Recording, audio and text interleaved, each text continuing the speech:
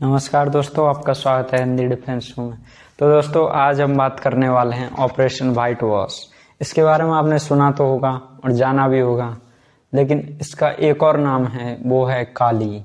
काली नाम वैसे तो हिंदू मान्यताओं में बहुत प्रसिद्ध है और आपने सुना होगा कि माँ काली की हमने पूजा और आराधना की। इंडिया में ये कॉमन नाम है। लेकिन क्या आपने कभी सोचा है कि ये नाम दुनिया के लिए सबसे बुरा सपने से कम नहीं है? कारण क्या है?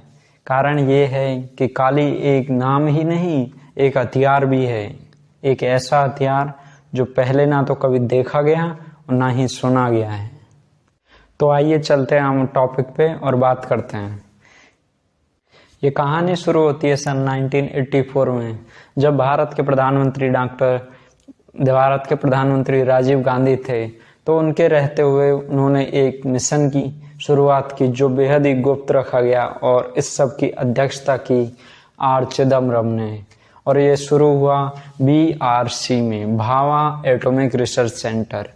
यहाँ पे ये मिशन शुरू हुआ और इसके बाद शुरू हुआ सबसे बड़े हथियार का नाम, जो ना तो अमेरिका के पास था, ना चीन के पास था, ना रूस के पास था। वो भारत के पास होने वाला था। तो उसी समय सन 1989 तक काली 100, काली 200, बाद में सन 2000 तक काली 500 तक बना लिए गए। और कई वैज्ञानिक तो दावा करते हैं कि 2004 में काली 5000 बना लिया गया है। मतलब 5000 किलोमीटर की रेंज वाला जो काली वेपन है वो बना दिया गया है। पहले हम जान लेते हैं काली होता क्या है। तो काली की फुल फॉर्म है किलो एम्पियर लीनियर इंजेक्शन। काली एक ऐसा हथियार है जो पहले तो एनर्जी को स्टोर करता है और फिर बाद में एक साथ एनर्जी को हाई इंटेंसिटी के साथ छोड़ देता है, और इसमें समय लगता है 1 सेकंड से भी कम का समय। अच्छा, तो इससे ऐसा करने से होता क्या है? इससे ऐसा करने से ये होता है कि जितने भी इलेक्ट्रॉनिक उपकरण हैं और जो भी इलेक्ट्रॉनिक और मैग्नेटिक चिप्स है वो सब काम करना बंद कर देती है।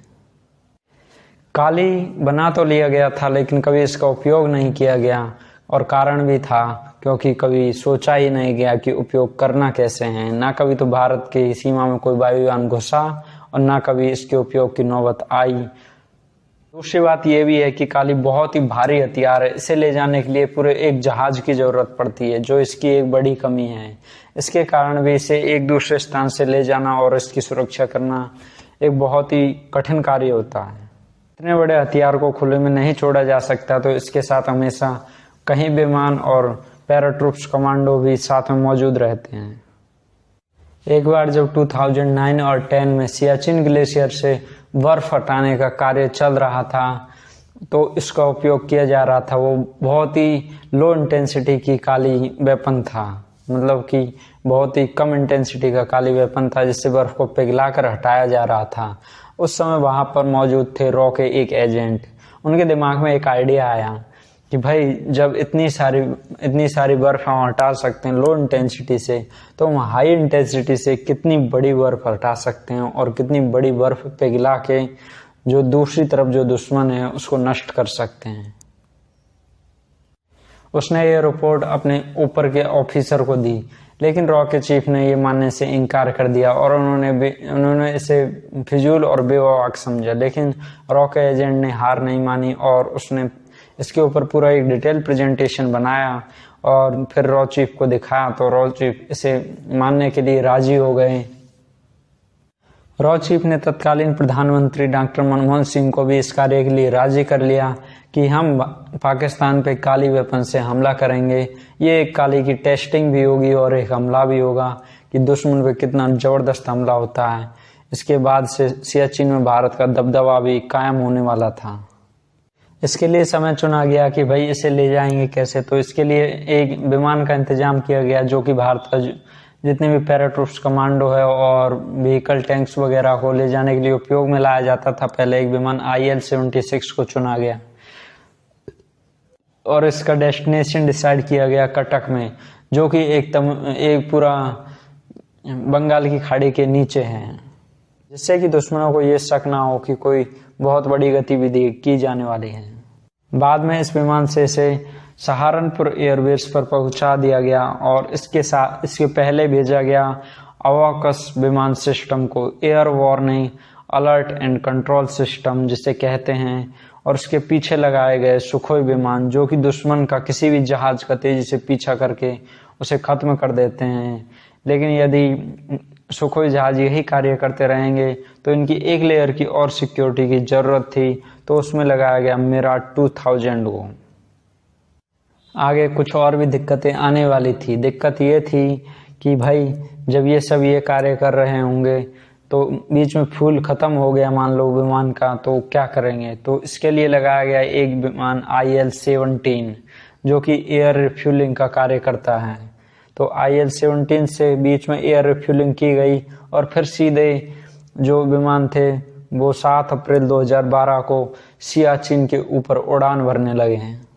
ये समय था सुबह के 4:30 और वहां पे मंडरा रहे थे इसरो के बहुत सारे सैटेलाइट जो कि नजर रख रहे थे पाकिस्तान सैनिक और आसपास की सीमा पर भी। चीन और पाकिस्तान दोनों की सीमा पर इसरो के सैटेलाइट नजर बनाए हुए थे और देख रहे थे कि मौसम कैसा है, क्या विमान टिक पाएंगे कि नहीं टिक पाएंगे। इसके बाद इसे एनर्जी देने, काली को एनर्जी देने के लिए एक विमान का इंजन भी निकाला गया और उस विमान के इंजन से एनर्जी स्टोर्ड की गई पहले ही। अब बारी थी काली को इंजेक्ट करने की, तो इससे हाई लेजर बीम इंजेक्ट हुई और ये लेजर बीम 15 मिनट तक इंजेक्ट होती रही और ये इतनी तेज गति से गई कि देखते ही देखते सारा पहाड़ पिघल गया। इससे पहले कि पाकिस्तान सरकार और सेना कुछ समझ पाती, पाकिस्तानी सेना का हेडक्वार्टर और उसके साथ 124 सैनिक हमेशा के लिए 80 फीट मोटी बर्फ की चादर में नीचे दब गए, जिनका आज तक कोई पता नहीं है, क्योंकि इतनी बड़ी हिम्मत नहीं किसी के पास कि 80 फीट मोटी चादर को कोई हटा सके। 10 मंजिला इमारत के बराबर होता है। पाकिस्तानी सेना को लगा कि शायद मौसम खराब हो गया और इसलिए उनके सैनिकों से संपर्क टूट गया। लेकिन कुछ ही समय बाद ये खबर शाम तक होते होते वायरल हो गई कि भारत ने काली वेपन का टेस्ट किया है, ना कि कोई मौसम बिगड़ा है। और पाकिस्तान के 124 सैनिक हेडक्वार्टर के साथ मारे गए और इसे नाम दिया गया ऑपरेशन व्हाइट वॉश। ये एक ऐसा हथियार था जो इसका प्रयोग पहले कभी नहीं किया गया था, ना युद्ध में। आगे होने की संभावना तो है, लेकिन कुछ ही देशों के पास ये हथियार है। यहाँ तक कि चीन के पास भी ऐसा कोई हथियार नहीं है।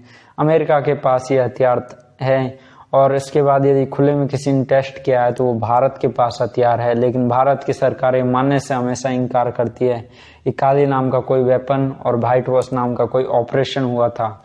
उनके अनुसार ये सिर्फ एक कल्पना है, क्योंकि काली ऑपरेशन इतना गुप्त रखा गया कि प्रधानमंत्री और रॉ और सेना के अलावा शायद ही किसी को पता हो।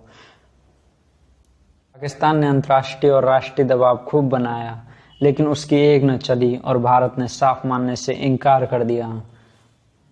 यदि युद्ध की स्थिति बनती है तो भारत के पक्ष में काली वेपन एक ऐसा ब्रह्मास्त्र होगा जिससे किसी भी अस्त्र को, किसी भी मिसाइल सिस्टम को और किसी भी विमान को एक झटके में उड़ाया जा सकता है। भारत के लिए एक हमेशा गर्व का विषय रहेगा कि भारत ने एक ऐसी जो है टेक्नोलॉजी डेवलप की जिसका भविष्य में आगे तक भी कोई शायद तोड़ नहीं होगा। दोस्तों, आपको कैसा लगा ये वीडियो आप कमेंट करके ज़रूर बताइए और अपने कमेंट ज़रूर लिखिएगा और मुझे बताइए कि अगला वीडियो किस पे बनाना है, और लाइक और सब्सक्राइब करना ना भूलिएगा। तो धन्यवाद दोस्तों।